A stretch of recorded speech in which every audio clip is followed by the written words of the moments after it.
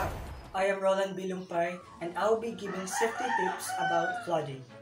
Ng kanilang bubong, isinugal ng mga taong ito ang kanilang buhay habang tinatangay sila ng rumaragas ang ilog ng San Mateo. According to the Disaster Risk Reduction and Management, the Philippines experiences 20 typhoons in a year. As a result, severe flooding is expected in the affected areas. And to ensure safety in any flooding, these are the precautionary measures that should be observed before, during, and after flood.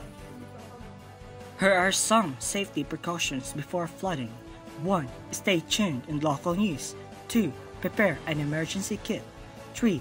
Know how to evacuate in safe alternative routes. 4. Keep useful items at home like ropes, sandbags, ladder, and etc. During flooding, here are the safety precautions. First, make sure to disconnect electricity and gas. Second, get to a higher ground. And lastly, follow evacuation orders.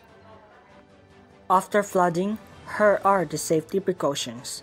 First, do not touch power lines. Second, don't go home or to disaster areas until it is declared safe. Third, communicate to your family that you are safe. Fourth, when back home, make sure to sanitize all the items. Always remember, knowledge is important to save your life.